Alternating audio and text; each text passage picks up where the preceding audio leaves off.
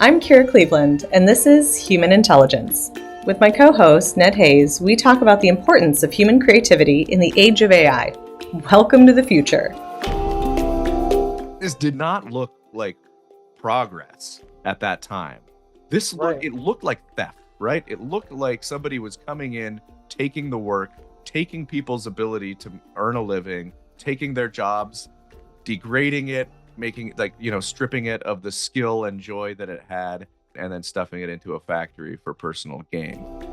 Well, the Human Intelligence Show is excited to welcome Brian Merchant to the pod today. Brian is the author of Blood in the Machine. That was a real influence on our efforts here at Human Intelligence.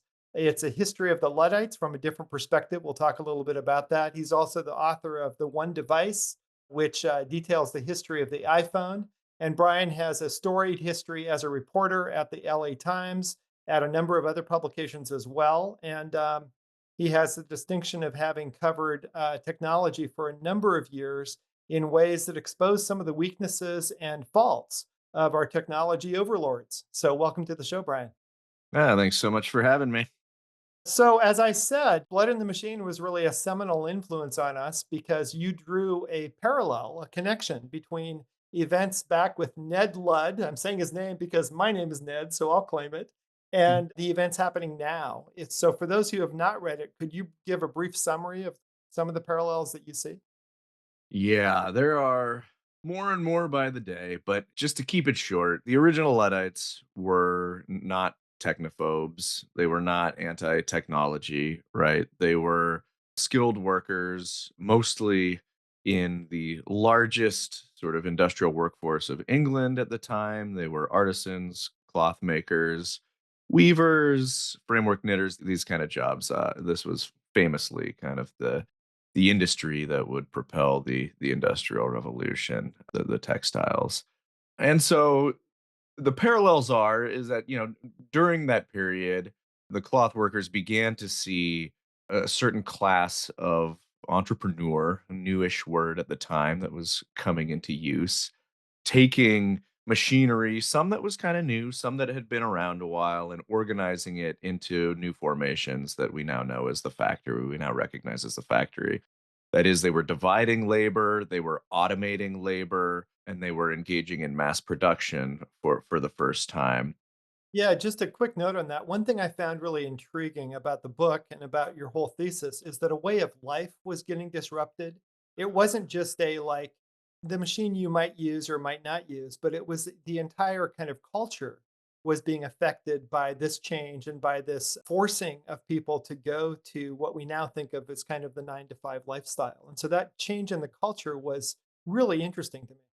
Yeah, I mean, it was as much of a protest of the arrival of the factory system that Luddism came to sort of embody and be about as it was any particular technology or about automation in particular. It was just as much about these sort of structures that the technology enabled or that the industrialist or the capitalist used the technology to facilitate, right? So instead of working at home, in the domestic system, which if you've heard the term cottage industry, it was used to describe the sort of the system of labor and the networks of labor that were practiced by the cloth makers of the time. So these are skilled workers. They're working at home in small shops, closely with their families, often, or with their peers in smaller operations. Maybe multiple generations working at once, right? So you didn't have this division of, well, at least my read of the book was you didn't have this division of the kids go off to school, the people of working age work, the people of older generation are exiled to retirement homes. You didn't have that division of gender and of age as much. You had an apprenticeship system Mm. primarily. I mean, so there were all of these different sort of social norms and sometimes laws that governed the way that the trade was practiced, both to sort of regulate for, who could enter it and scarcity and kind of there were controls to make sure that certain standards and quality of life was upheld, to the best that it could. It wasn't a perfect system by any means, of course, Yeah. either. But yeah, there were different generations under the same household. They would, typically assume different roles. Usually, you'd have the man, the head was the skilled weaver, and sometimes there would be a journeyman who would be learning the trade or would travel from town to town. Sometimes he'd have one or more machines in the house, but they'd all work together. Some like the women might spin the yarn that would then be woven on a loom, and you would there would it was participatory, but most important of all was that it was unstructured, and they had autonomy over how they wanted to organize their working day. If they wanted to stop and take a break and walk in the garden, or if they just wanted to sort of sing songs while they were working, they had the ability to do so, and nobody was staring over their shoulder telling them they had to work a certain way. They would buy some cloth from a merchant, or they would buy the yarn from a merchant and then either spin it or create the product, and then they would sell it back, or to another merchant. And how they did that and was up to them, right? So they would often take 3 4 day weekends. They weren't necessarily rich. A lot of these weavers were kind of talking about the Yeah. idealized sort of median sort of master weaver, but there was a system. What's important is that there was a system and a set of cultural traditions and norms that were observed and had been observed for many many generations. That it wasn't that technology showed up and had a mind of its own and shattered Yeah. all these structures. It was that once certain parties, industrialists, you recognize that they could use the technology to sort of, facilitate mass production and to concentrate profits in fewer hands, and perhaps use less skilled labor and bring them into the factories, that they could compete with this system that had existed for generations. And it was very different as this process was unfolding. And this is kind of like, we can consider this era kind of like the very beginning of the industrial revolution, kind of the cannon shot of the industrial revolution, when these norms and standards are being sort of broken down by the entrepreneur, by the industrialist, by the factory owner, who was, it should also be noted, almost uniformly sort of despised in these conditions and in these communities, because it was either somebody would recognize that they had all the implements right to like build a profitable cloth weaving operation, and they would build a factory there because there was some water power or whatever, and then they would take work away from that community and they were coming from outside, or they were a merchant who had already seen some prosperity and then use that to start to build factories or start to organize production and speed it up locally, at the expense of people they'd known all their lives. And to the onlookers, to the workers, to the townspeople, this did not look like progress at that time. Right. It looked like theft, right? It looked like somebody was coming in, taking the work, taking people's ability to earn a living, taking their jobs, degrading it, making it like, stripping it of the skill and joy that it had, and then stuffing it into a factory for personal gain. So it was quite a different sort of moral question today Yeah. than it is today, right? The sociologist and historian David Noble has a great quote about the Luddites, who says that, the Luddites may have been the last group to be able to see technology in the present tense, right? Not like, oh, what is this going to mean down? Is it going to create X number of jobs? Or it's like, no, here's a technology that is being used by a group of people, or sometimes by a very small group or one person, to explicitly facilitate the process of taking work away from others and concentrating profits in fewer hands, using this as that vector. And so they Right. saw exactly what it was going to mean, and they understood better than anybody what that technology was going to be used for. Right. So the parallels almost write themselves. In Yeah. terms of- Yeah. So backing up, you had a career before you wrote this book that was focused on contemporary technology, the iPhone, the Foxconn factory. I think you were the one who actually pointed out for The Guardian the suicide nets at the Foxconn factory, I think in China. And you reported on a number of contemporary technologies. So, what drew you back in time to look at the Luddite movement? Yeah, I mean, it was those parallels. So first, I wrote a short piece about the Luddites when I first got interested in them. As kind of, it was more of a provocation, right? You always, as a journalist or as a writer, you like it when you have a good hook where you can kind of Yeah. say like everything you thought about this was wrong, right? Right. It And sounds like so clickbait, right? yeah, well, Yeah. it's not necessarily clickbait, but it's turns an assumption on its head in a Yeah. satisfying way. But then they just kind of stuck with me after I wrote that initial piece, and I started thinking about this was, boy, 2015, 2016 or so, and I started thinking about the labor conditions at Amazon warehouses or what was happening to taxi drivers as Uber and Lyft were kind of taking up market share and sort of depressing working conditions.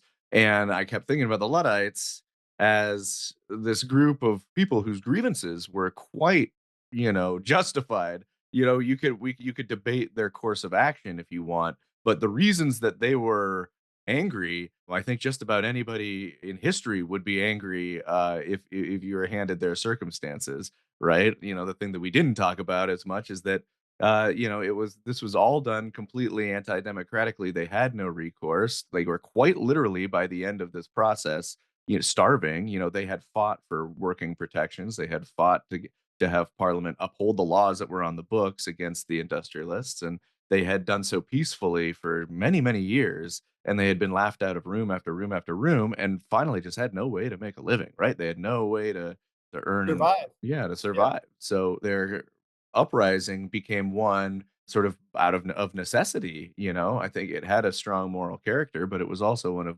necessity. And then so 10 years ago or so when I started thinking about the Luddites, and then 5 years ago when I really started earnestly writing the book, the conditions, in Silicon Valley and a lot of the pitches that were being made kind of as they corresponded to labor, especially with the gig work companies and now with the AI companies, it's explicit, right? Their promise Yeah. is that we are going to basically provide labor for you for cheap or nothing at all. We are going to, either create this peer-to-peer network where nobody has any actual, employment guarantees or benefits or labor protections, and the app is just connecting you to a delivery driver or a driver or a carpenter or whatever, and then we can sort of depress the labor markets that way. Or now with AI, it's that we can draw from the vast archives and data sets that are already Yeah. existing that human workers have produced, and then create a simulacrum of that and sell that for cheaper. So we're really just kind of distilling human labor through a software product, and it's both. It's the ultimate form of automation that they're promising, right? The Yeah. AGI, yeah. It's really, really maddening to see how far they've come insofar as taking away agency from human beings and saying, not only do you not have the right to your own work, but we also have the right to replace your work with work that isn't actually art, but is just theft. So, along those lines, I assume you're familiar with Empire of AI and with Emily Bender's work too, the AI Con. I'm curious if you could talk a little bit about techlash. I mean, what we're seeing as far as the backlash against AI. Yeah. I mean, it's interesting. So there was the so-called techlash that happened kind of in the wake of Cambridge Analytica with Facebook and the first Trump presidency, when it kind of came to light that these companies had sort of harvested data without, with violating user agreements and without user knowledge to sort of build these data profiles and so on. And that kind of struck people as intrusive and creepy. And so we did have Yeah, this moment that primed, I think, a lot of people to sort of be more skeptical of big tech, of Silicon Valley.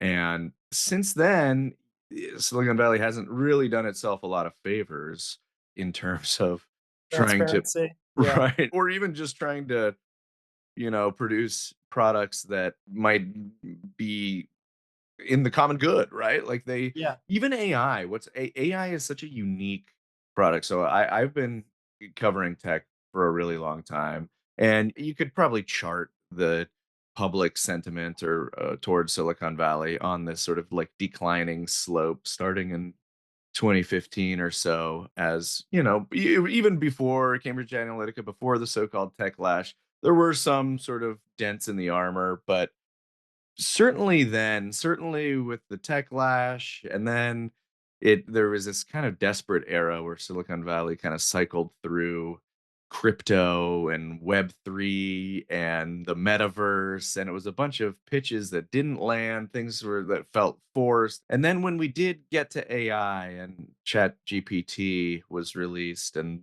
they did feel like they had kind of lightning in a bottle for the first time in maybe, Yeah. 10 years or so, then we did see kind of this rallying around it. But what's interesting is that there really wasn't like the tenor was completely different this time. I mean, you go back 20 years ago and, Google's pledging, don't be evil. Steve Jobs like wants to really hand people products that they can use and are, like a bicycle for the mind, all this positivity.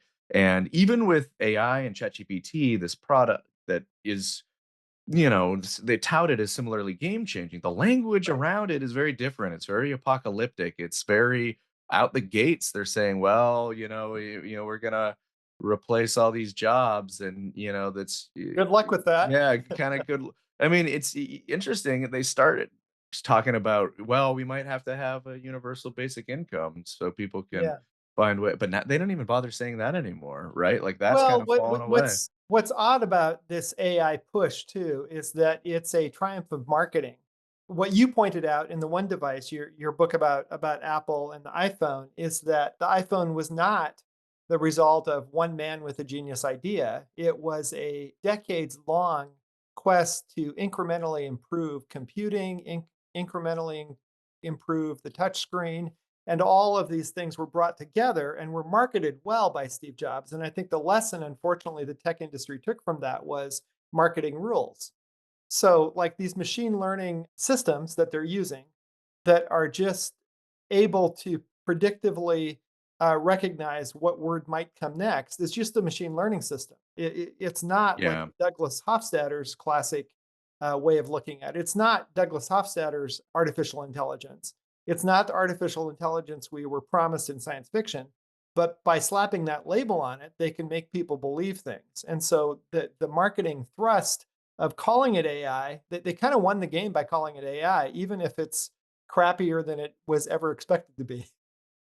Yeah, the AI has been a marketing term since the start, going back to the 50s and 60s even. But I think that that's right, and I think that the reason I was kind of bringing up the all those kind of failed gambits of these different ideas with the metaverse, and there was, I think, a separating of the need to have like a sound business model. It was like we've entered this world of pure pitch, Pure basically, pitch. I like that. Well, I don't like that, but I understand what you're but saying. Yeah. yeah, well, it's you kind of I mean, I think Uber and really inaugurated this when you had, Mark Andreessen saying, software is going to eat the world, and that being kind of the mission statement of a generation of technologies where software is pretty cheap, right? It's easy enough to spin up. It's a lot easier to make than an iPhone or a laptop or an augmented reality headset or whatever.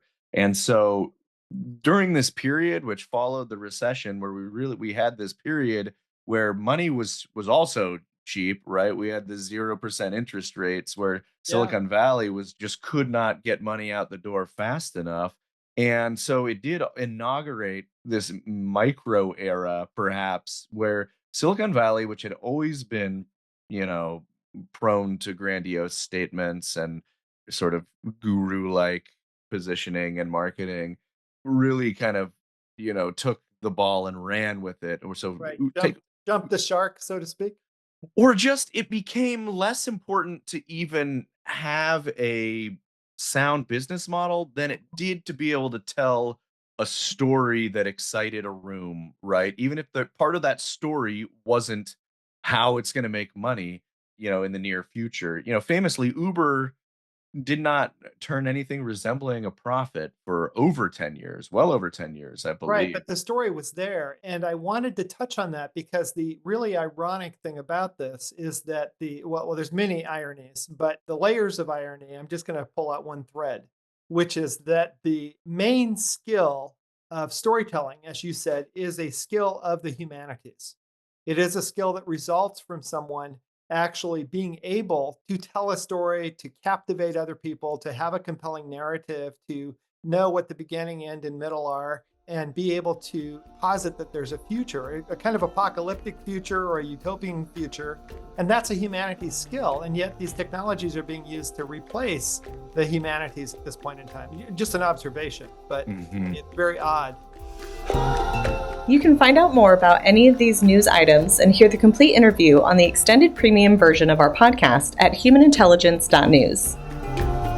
Today's episode was produced by Ned Hayes and engineered by Muhammad Adnan. Our analog-only human-themed music was created for the Human Intelligence podcast by Josh Pinkston of Nature and Spirit. This episode, and every episode, is brought to you by the Human Intelligence Institute team. Thanks for listening to today's episode. As always, this episode is available online at humanintelligence.news.